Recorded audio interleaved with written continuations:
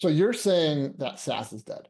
That's what you're saying. Yeah, I would argue with that. Yeah. I Yeah. would say SaaS is dead, and post CSS hopefully will be dead too soon. Yeah.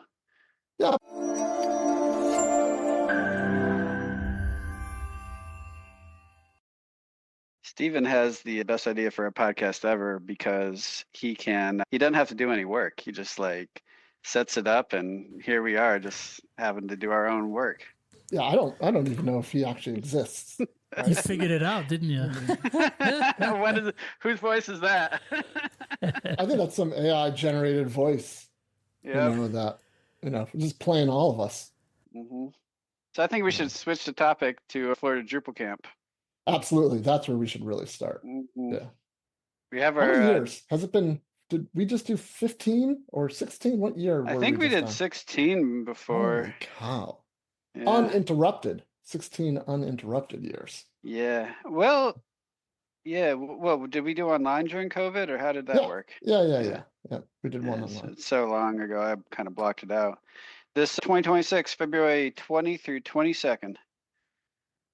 Is it going to be as awesome as previous editions? Yeah, it's going to be better. It's going to be better. Right? And last year we had 10% increase 20% increase in attendees from the previous year. So it can only go up from here. And we tend to get really good speakers as well. I mean, you do a lot of that heavy lifting, but I think a lot of it is just, it's now word of mouth at this point that we get good speakers. It's a fun event. Like we really put the emphasis on just, making things fun. So last year with Lori Escala, now Lori Timley, I sent him a calendar invite, and I somehow ended up doing the notifications so it would notify him every single week when Florida Drupal Camp. And that, according to Christina, he tried to fix it and he couldn't. I tried to do that. Yeah, I tried to do that again this year. I couldn't figure it out. We basically force people to come by spamming them. Yes, exactly. Yeah. So, so single directory components. Have you been using them? So I've started using them. I have a few on 2 different projects. Well, 3 if you count an internal project. Okay. And that was our excuse for hanging out and doing this, Mm-hmm. What type of components are you? Yeah. I was about to name drop the name of the podcast. I think they'd want to hear that, right? TD Cafe. Oh, is it not Talking Drupal Cafe? Is it just TD Cafe?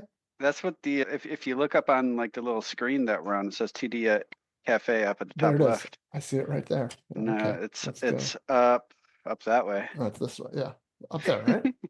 Fist bump. No, let's do that. We got that. We practice this. Boom. Okay, fantastic. What type of components are you using that for? Mainly just, to get my feet wet and just to get comfortable. And the way I operate is I like to figure out the best way to build things.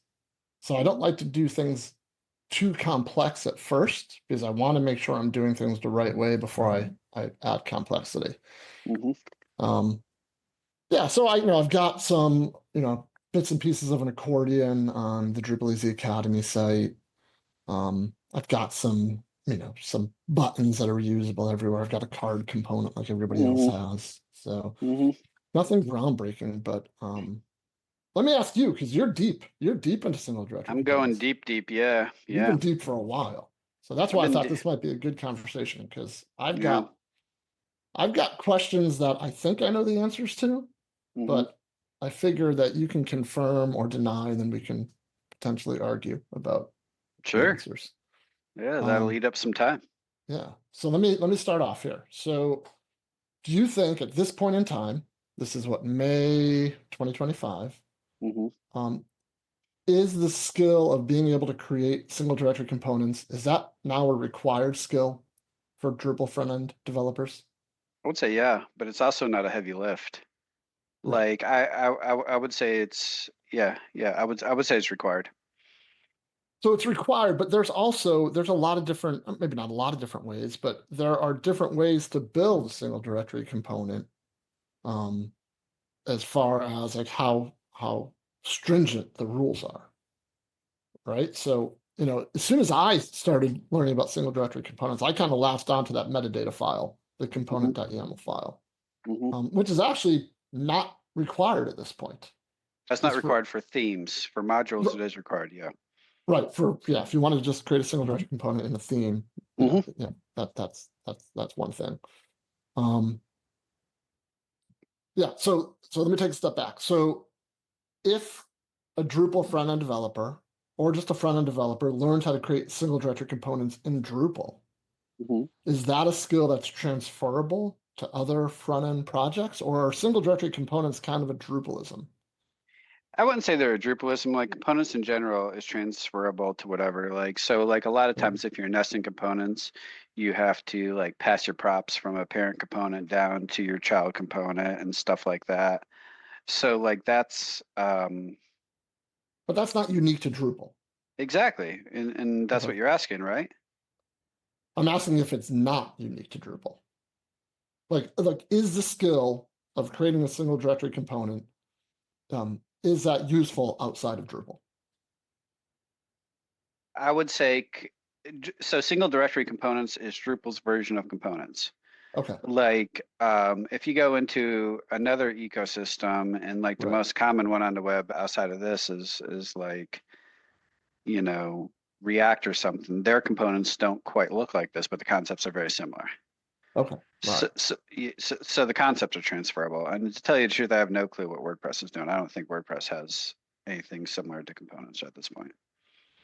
All right. So my next question, and this is something that I'm pretty sure I know the answer to, but when you start off to when you set off to build a new single directory component, are you building it with Experience Builder in mind, or potential future integration with Experience Builder, or being able to use that component in places other than template file?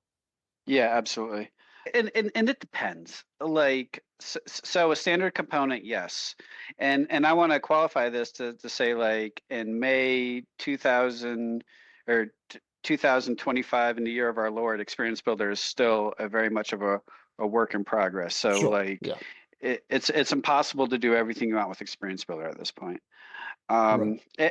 Which is maybe a topic afterwards, because we can talk a little bit about Experience Builder too, since it's heavily based on SDCs.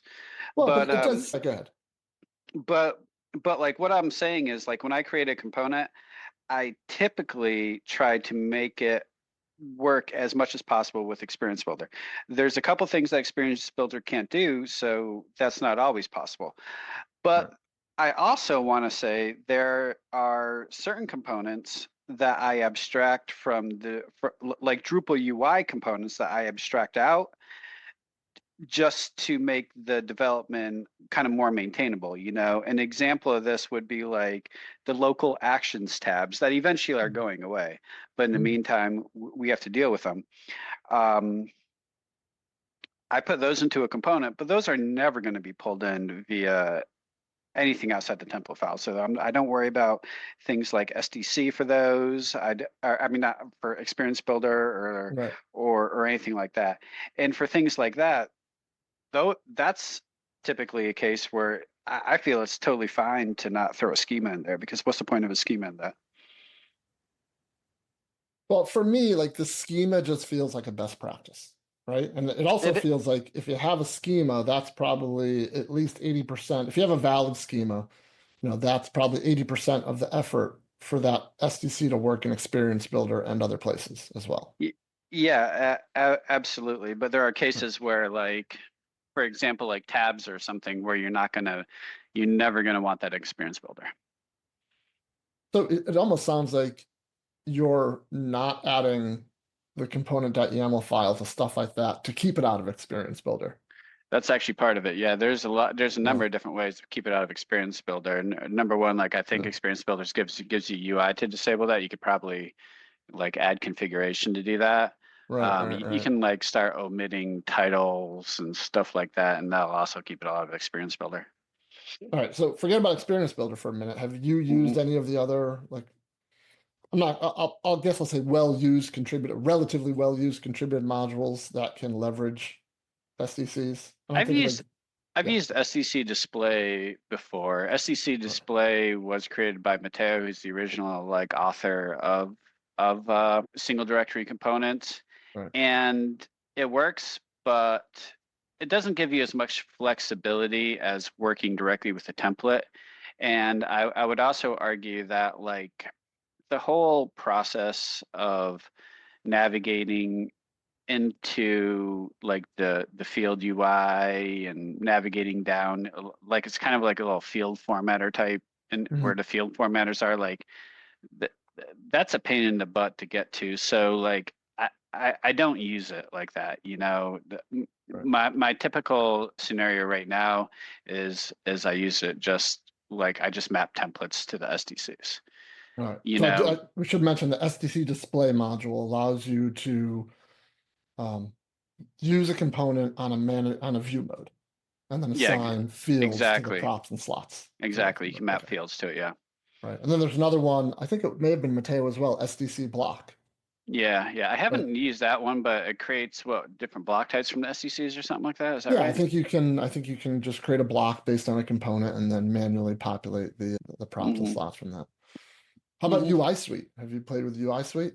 I really haven't. I've No. been meaning to like one of the things that I'm working on right now, and I know you know this is like some custom commercial themes that Andy Giles and I are doing. And you know, as part of this, we're including some recipes to like kind of put the components on the page, map to some type of Drupal data. And we were considering using UI Suite for that, but we ended up kind of just sticking with it, what is in Drupal core, which is basically the block system, which is a little bit janky, but we didn't want to have like an external dependency. Right. Yeah, So, UI Suite, I've played with it a little bit, and it's one of those modules. It's a little bit intimidating at first because it's got so many like sub modules as it part of it. does. And Yeah. it does so much that it's, the to get in there and really start like knowing how to leverage it the best way is a bit intimidating. hmm All right, so let's take a step back. So this is something that I definitely and do not know the answer to, and I'm really curious as to what you're going to say is if you were starting a new custom theme today, hmm like what percentage of that custom theme would be single directory components versus kind of traditional Drupal front-end theming? I would say a significant part about, Yeah. you know, are we allowed to share screens? I can show you some code and on what I don't know. I don't know if the Stephen Cross is programmed to. do you see, do By you the way, see the screen code right here? sharing. This shows your experience with the podcast medium, going right to a visual, for a podcast. Are you actually seeing my screen right now? I am. I don't know if anybody else Nobody. is, but I mean, So it's I'm jumping fascinating. in here. Nobody else is seeing the screen. I can't allow that. Again, Oh, you can deny him. I can. I'll just describe. I can You, allow it. Let me. I mean, I have no. I'm not opposed to it. I just wasn't ready for it. So you can just describe. You just keep going. I'll just describe it. Right now, we're looking at Visual Studio Code, a bunch yeah. of CSS files. It looks like So some theme. so this theme right here is called Neon Byte, and you can Yeah, see like there's a whole yeah, bunch of components in there. dozens. Yeah, dozens. Dozens upon dozens, Yeah, and then even if you open up some of the stuff, there's some of the directories, there's even like subcomponents in a lot of these too. okay. But going into the CSS, like of course is like I have a whole bunch of different variables. I have like my Right. base styles, and then when I get into like my CSS component files, which are like the non-SDC CSS components, Yeah, I have a lot of these are just like general basic styles, like okay. styles to override the autocomplete, styles to override like form inputs, styles to style like Right. things like Kind of fallback styles. yeah, Mm. there are like things like that, styles for the preview page, So and how then much I've do you adhere to? So I was checking out some of the base themes on Drupal.org that have single directory components in them. And, I'll go out on a limb and say most of them are pulling in additional CSS from outside the component.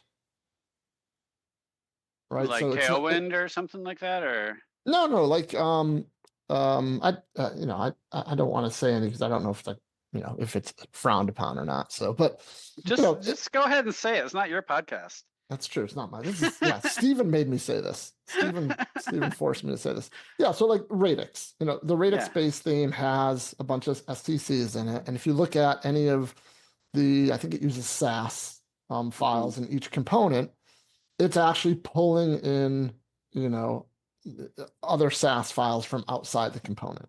Yeah, So yeah, it's not really a pure single directory component because it's yeah. relying on stuff on the outside. So I mean, is that something you would recommend, or is that just kind of like a necessary evil sometimes, or Sometimes it's necessary evil to yeah, like on whatever your library you're doing. So for a while, I was doing kind of a SDC based theme based on USWDS. USWDS is yeah, the US Web Design System, and the USWDS, like the way that they architect their styles, it's like this huge evil monolith SAS file, and yeah, so within each of the SDCs within this theme, I would kind of like break it down. So when I imported the styles into the SDC, I would only import um, I would only import like the necessary styles. So so with that being done, like one of the drawbacks of something like that is you can't like move the SDC to a different project yeah. and at least and then edit it, so it's not ideal, but sometimes it's definitely a necessary evil. Like in my project that I'm on right now, we're not relying on external libraries, like we're not relying on anything like USWS Bootstrap or Tailwind or anything like that. So you can take these and the components are highly portable. All right. So I mean, so to go back to the original question, was like, what percentage of a theme could you build with just single directory components? Um, as I you were would, scrolling through, I know no one else saw it, but you yeah. had like header and footer components in there. So you're building those components, and then you're just in the template override files, you're just kind of loading the component. Is that the Yeah, that's so there's pretty still much it kind of that right now. extra layer still. You're still overriding template Yeah, files and that will hopefully change with Experience Builder when Experience Builder comes into its own. Yeah, right, right, yeah. right, right. But I would say like right now, like a good 80% of this theme is single directory components, Yeah. like at least code wise, Right, right. Um, Does it allow you to minimize like the page template and other templates, like to simplify those because you're bringing I mean, some of that complexity? potentially. Yeah. Yeah. So within my page template, like within my page template, I'm embedding directly the header and footer in there, and then within the header and footer components, I have like Plots? blocks or slots where I Okay. pass through different theme regions. Oh, Does that's that make interesting. sense? Yeah, so you still have the regions. Hmm. It's just that their output is being passed into a slot of the component. Yeah, exactly. And it's Okay. kind of a pain in the butt because Drupal is in this or like really Yeah. kind of transition period right now Yeah, where like sure. like eventually things like at least talk right now is things like the block UI, the fields, like field templates and stuff are going to try to be phased out at some point. And I can't see this happening anytime soon because like backwards compatibility and everything like that. But at the same time, it, like a use case that we have here is that you we have the header region, which of course has a primary menu block in there. The primary menu block needs to look different when it's in the header region versus when it's in the Wow. sidebar, because you might have that primary menu showing up multiple times on a page, once in the sidebar and once in the header, so it needs to look different depending on what region it's in. So we do like some pre-processing and template suggestions in order to make all that happen. Okay. All right. I mean, that doesn't sound like an average project though. It sounds Well, like it sounds like your goal is to, for that project is to use single directory components as much as possible. that's not the goal. The goal is to Mm. make it like, easy. Okay. If someone comes in after me, like it should be very easy for them, number one, to find the code that they need to modify, and then number two, Right. to edit the code, and that's not necessarily even a front end developer, someone like you, like who might not be, who knows a lot about the front end but doesn't know everything. You should be able to And I figure it don't do out it like every really day. easy. I'm Yeah, not doing it every day. Yeah. exactly. Yeah. All right. So should front-end developers be using components if they're not using something like Storybook or Figma, like a design tool as well? Is there any Yeah. point? Okay. Yeah. I figured that'd Yeah. be your answer, but Yeah, I mean, it makes it easier, honestly. Like if you can have your template, your JavaScript, your CSS, and potentially your schema all in one place, you don't have to jump around your code base. It just makes everything easier. right. And plus, if you're leveraging CSS variables, like you showed it briefly when you were showing your screen, like you're setting up your default variables, CSS variables, and then I'm assuming each component can utilize those variables, but also provide a fallback if that variable isn't set. Is that Yeah, correct? the way that I am architecting my components is like within each component, like I have variables for that component. So let's call it like a card because that's the most simple component. So like within that card CSS, I will have scope to the card class. I'll have things like card padding, card, font size, card, Okay. all this type of stuff. And then those will be mapped to the global properties. Okay. And then if someone wants to come in after and change, like let's say the spacing, in a card, they can just modify. They can modify it really easily, and it's really And straightforward. basically override what's the value that's coming in. Exactly. Yeah. Right. Yeah. Okay. Yeah. All right. So as I've been kind of learning more and more about single directory components and implementing them, something that I kept coming back to is in my template files, when I want to consume or utilize a component, there's two different ways to do it. At least two, we'll say. But I think the two most prevalent that I see are use the embed tag or use the twig include function. Mm-hmm. Pick one. Which way should we do it? I mean, I typically try to go with includes unless I need to pass through blocks. Yeah, I think includes are better as well. They're more elegant, less code, and it's easier to parse visually. But like embeds are useful too. Like yesterday, I was passing in a twig block. Or in a slot, you can pass through other components. You can only do that with embeds. You can't do that with includes. You can't have a slot with an include? Correct. Well, I'm pretty sure you can do that. I've built components. Includes do. I mean, you can have slots, but you can't pass twig blocks. Right. Okay, that I agree with you on. Yeah. Okay. So we agree on include being fist bump. Boom. Boom, right there. Boom. Okay. My fist is so much larger than yours. Hold on, I can make mine larger. Look at that. Look at mine. Mine's super large now. I have Hulk hands. Yeah. Look at my Hulk hands. It's like when people you ever see people pose with a fish and then they hold it up like this so the fish looks so much bigger. Yeah. Oh, by the way, I waited till we were recording because I have to let you down easy on something. We were supposed to get together like in a week and a half. This is bullshit already. I'm gonna be out of town. I'm sorry. I'm visiting my parents. I already got plans. Well, you can. I don't know. You can stay at my place, I guess, if you want. I'm gonna be in Connecticut visiting my parents. Is Gwen gonna be down there to hang out with us? I don't know. I think it's gonna depend on her work schedule. So, the three of you, I'm sure you're gonna have a great time. Yeah. Believe me, since my parents probably aren't gonna listen to this podcast, I would rather. in Florida.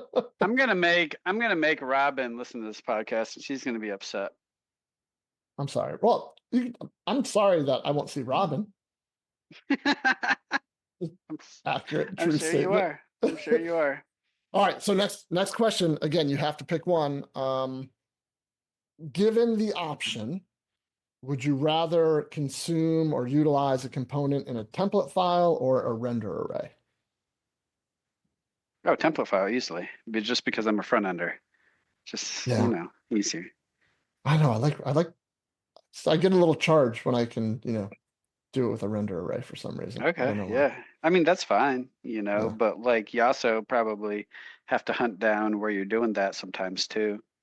Yeah, but for So, things like field form, I make a lot of custom formatters. That's like my okay, go-to. And so okay. that's super easy because the formatter's returning a render array. So you just call your component from there and you don't have to worry about the template file. Makes sense. All right. The last question I have for you, again, you have to choose one. And I didn't clock it when you were sharing your screen. Do you write plain old CSS, SaaS, or post CSS? Right now, I am doing plain CSS, Wow. and So no nesting. I mean, nesting is plain CSS. Well, but for older browsers, isn't there still an No, issue with older browsers? I mean, how no. far back? I mean, yeah, exactly. How far back do you want to go? I You think I've know? had issues with with plain old CSS in a component CSS file when the outer selector is on what's that attribute that single directory components add? The data component ID or whatever it is. Yeah. Component ID, yeah, something like that, yeah. Yeah, I've had issues with that working. With that nesting. Yeah, I have, yeah, that doesn't make sense to me. Like, Yeah, I haven't well, ran into anything like that. And like for the stuff I write, like I basically support what Drupal core supports, which is yeah. basically like 2 versions back of all the popular browsers. Wow, so you're just going plain old CSS. Yeah, 100% CSS. And, Okay. and there's a lot of reasons for that too. Yeah. Like, 5 years from now, will your Node SaaS compile? Will you even be able to install Node? Like, I mean, on the old version of the Florida Drupal Camp site, I remember I couldn't even get like Compass S to install after like 5 years, Well, I've switched over to post CSS because I feel Yeah. like that's a safer alternative. Like that Yeah. will, And are you using post CSS preset env like core is? Yes. Or do you, yeah. The way I decided to do it was I looked at what is in Drupal core. Yep. And I'm not using every single one of the post CSS plugins, but most of them. Is what I'm Yeah, using. the only one that's like, so for our listeners, like post CSS preset env is like kind of like a mega post CSS plugin. That what it does is it basically takes like all the feature cool stuff happening in CSS and then kind of transpiles it down so your browsers will understand it right now. The only thing in there that to me is hyper important that that is not in regular CSS right now is CSS custom media. And CSS custom media is like the ability to use variables for your CSS breakpoints. Yeah, and the syntax is much nicer as well. Your media queries, and things like greater than and less than and stuff like that. Well, no, you can do that in regular. You can use that in regular browsers. Yeah. Okay. Yeah. All this stuff is like browsers are awesome nowadays. You don't need, the only thing that you can't do is use things like variables in your media queries. And if Firefox ended up supporting style queries, which at some point it will, because the other two, like both Safari and Chromium support style queries, you can actually do that with style queries too. And then I don't think we're going to need any type of post CSS or anything like that. And style queries can also do like the equivalent of basic like SaaS like extends and stuff like that too, which is pretty cool. So you're saying that SaaS is dead? That's what you're saying? Yeah, I would argue with that. Yeah. I would say SaaS is dead, and post CSS hopefully will be dead too soon. Yeah, but won't there? I feel like there will always be a need for post CSS because CSS is there's no endpoint for CSS evolving, Yeah, you're right? right. And it's kind of, I mean, to me, using post CSS is just simpler or it's more streamlined than any SaaS solution I've used. And plus, if you use DDev or Lando or Doxel or any of them, they all come installed with Node, so they're all pretty straightforward I mean, you to. could use SaaS with it too. You know, SaaS is all Yeah, there's a node SaaS based now. plugin for post Yeah. CSS, but yeah, no, I've been looking forward to like not having to, you know, even think about SaaS anymore. Mhm. And I like post CSS. I just think it's kind of a good next step, I think. So Okay. Cool. yeah. All right. Have we mentioned Florida Drupal Camp yet? I don't think we have, right? No, there was a session from Marquis about on this past one. I'm on the webpage right now Yeah. about how you don't need SaaS or post CSS anymore. Yeah, Aubrey Sambor has Yeah, given a bunch of those as well. And yeah, I yeah. keep waiting for one of them to come out and say you don't need to use SaaS anymore. I don't think that either of them has said it as directly as you just said it. Oh yeah. Like I'm just coming out and saying it just because, like with CSS nesting now, like that's a huge deal. Yeah. And like all browsers have supported it for like probably like 2 years or something like that. Um, and like there's tons of like really cool stuff in modern CSS nowadays that people just assume you can only do with SaaS. You know, like things like container queries, things like the has selector. Yeah. Like I'm doing some really, really cool stuff with container queries that I'm like kind of just blowing my mind and I'm super excited about. Hey, let's rank the top 5 Drupal events. Yes. Let's do that. I mean, number 1, okay, Florida Drupal Camp. I mean, Well, that's I good. would say the top one was Florida Drupal Camp 2025. Oh, you're gonna give it oh boy, so Yeah. we have to go with specific editions. That's Yeah. difficult. I mean, I was Yeah. just thinking to make it easier on ourselves, just in Second, general. I think was Florida Drupal Camp 2024. That's okay. I see where you're going. Yep. So third, that's tricky because 2022 or 2023, both outstanding. Yeah. Let's Yeah. just make it 2023 just to keep the threes. Okay. All right. All right. Very good. So And hey, do you go how about Drupal events outside of Florida? Ooh, that's a good Now question. things get a lot tougher. Yeah. Did you go to Dev Days this year? I love Dev Day. I did.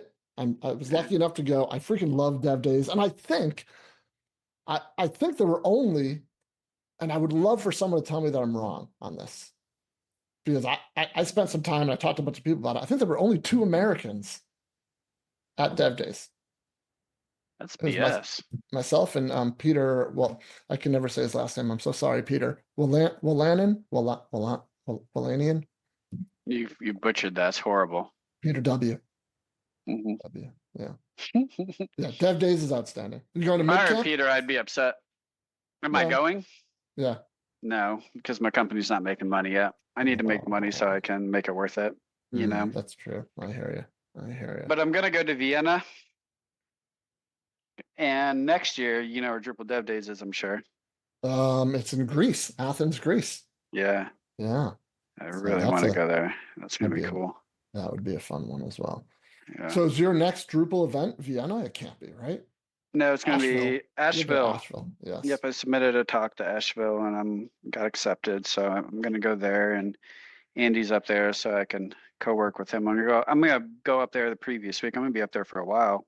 Asheville's a great. That is a great summer event. It really It is. really is. Yeah, I'm sorry I won't be able to make it this year, but it is. Yeah.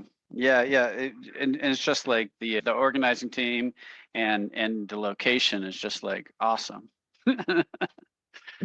Be okay? Is there an earthquake happening over there? I know, right?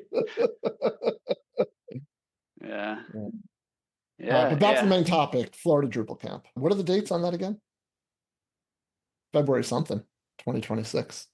I think 21st or something. 20 through 22nd. Perfect. Yeah. All right, are we done? This is about as long as I can, you know, talk Deal to with you me. without. Yeah, that's true. Yeah. All right, let's quit it. I I'm think we've already talked kind of enough, right? upset. I'm already upset with you canceling the plans. I'm sorry. I felt bad, and I was gonna text you the other day, but I'm like, oh, you know what? I've got a great opportunity to tell him in a public forum. That's quite the move there, Mike. I'm sorry. I do feel bad about it, but No, you don't. it can't be helped. Yeah. Real, you know Okay. what? Trade with me. You can go up and you know. I Visit would my love to parents, go we'll up say. and talk to your parents and just get like some dirt on you when you peed your pants and when you were in 8th grade and stuff But like then that. it was you know, it was 10th grade, but I don't like to talk about that. Yeah, yeah. It's a rough high school year for me Mhm. that year. Mhm. No, but if you go up there, you've got to do all the stuff that I would have to do. So that's where it's not fun. You just I shouldn't get say drunk. that. My Get parents drunk are with your parents. my parents are they're on their own. They're in their 80s. They are living their best life, and they just they just need a little help every now and then. So Okay. there I go. There I go. All right, I don't have a button to end this thing.